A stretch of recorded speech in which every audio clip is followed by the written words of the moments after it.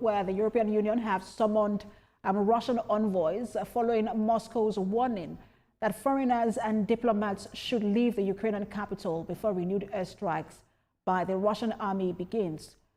Belgium and France have also expressed anger and summoned Russia's ambassadors to provide explanations over the planned systematic strikes. Brussels and Paris, on their parts, have described Russia's announcement as unacceptable and a violation of international law. The pair are the latest of several European Union capitals to demand an explanation. The latest development may not pave the way for smooth diplomacy by the EU to mediate in talks to bring the conflict between Russia and Ukraine to an end. Since the US shifted its attention to its war with Iran, the European Union's interest in seeing the war come to an end has increased. And global affairs analyst Kunle Falowo joins me from the United States of America to discuss the EU summons of Russian envoys. Good to have you join us, Kunle. Thank you for having me. So let's begin with Kremlin's announcement that it planned more such attacks that would systematically target what it said were defense companies and other military targets in Kyiv. It is also asking foreign diplomats to leave Kyiv. What do you make of the trajectory of this war? Can we say at this point, genuinely, that there has been real battle success? Well, it's very dicey and extremely complicated to start with. Since 2022, it's been an ongoing battle, and right now we're in the fifth year of the war, and it's killing a lot of people, and human capital are being diminished at record levels, which is very unfortunate.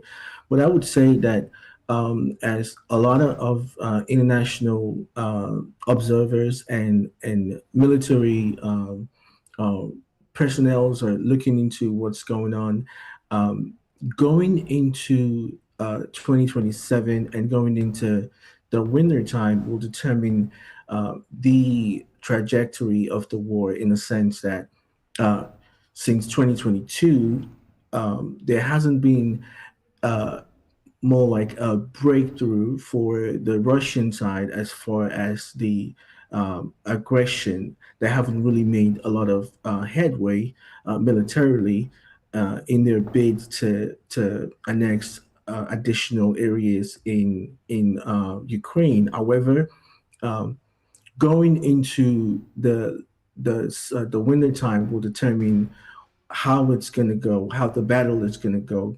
It seems that momentum are gradually slowing down on the side of the Russian side, and now it's more like a time for the Ukrainian to continue to defend themselves and to protect their home country against this invasion. And it's also very instrumental to continue to stay their ground and continue to defend themselves. So moving forward, the weather is a bit more comfortable for them to continue to fight and protect themselves. So they're doing that. But then again, it's still a very critical moment, because the Russian side are not gonna they're not gonna step down. They're still going to continue on to fire missiles from their side. So it is very dangerous at this point. And with that balance you just created, one, that the momentum is slowing down in Russia, and then that even at that, Russia is not going to give up. Beyond EU summons to Russian envoys, that are there then additional pressure that the bloc can put on Russia to get it to come to reach a point where it genuinely wants to get involved in negotiations?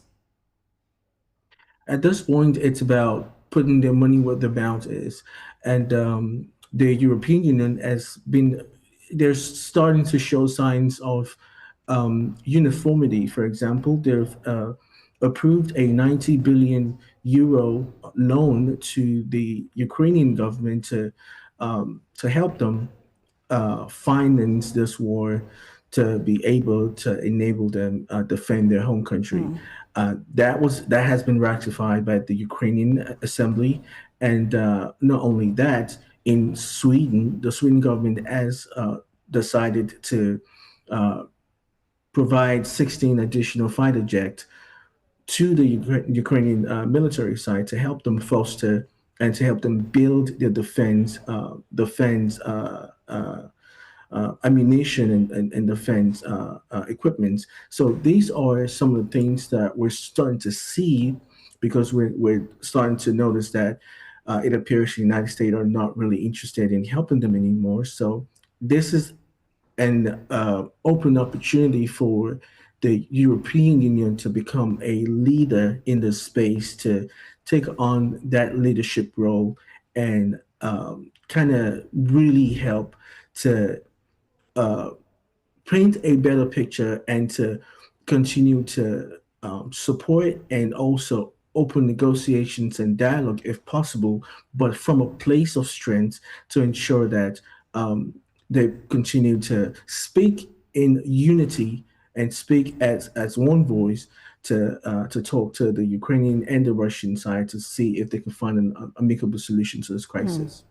And just in terms of what you just said, because we know that the U.S. is caught up in its war with Iran and so has not been mediating in those peace talks between Russia and Ukraine. And so there is a possibility of talks now moving to Europe now taking that leadership position.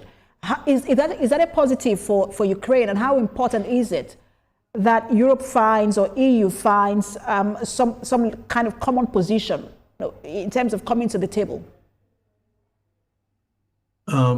Every individual, every country in the world, all of their attention is now going to be focused on the European Union because this is their spotlight. They've been really dormant for a while, and they've been very undecisive when it comes to particularly this Ukrainian war.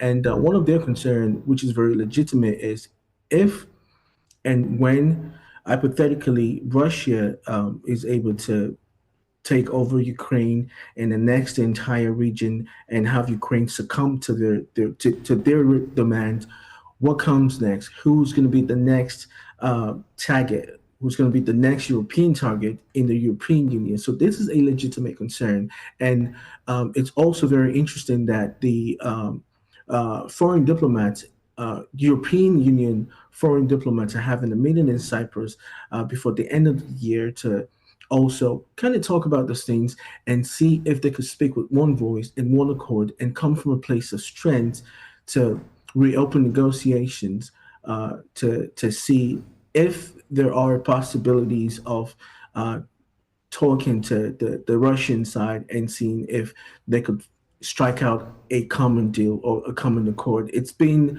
said plenty of times that the Russian side are really not interested in talking to the European Union because they seem to find them as complicit because they're trying to borrow money to Ukraine to finance the war, and they seem to be supporting the Ukrainian government against the Russian side. But then again, they have to come together because if we recall in 2022 or at the beginning of the invasion, a lot of European countries were not really in support. Some of them were very idle. They weren't really talking to openly condemn what the Russians were doing. But at this point, it is very fundamental that they all come together and see this as a war against the entire European community and speak up as one voice to come up with a great agenda. It's also very interesting that they're starting to talk about people that will, be at the front burner for this negotiation. So hopefully it comes out very positive. Well, we're following developments there. Pleasure to have you on. Thank you so much for talking to us. Kule Fallow. Absolutely. Thanks you for having me.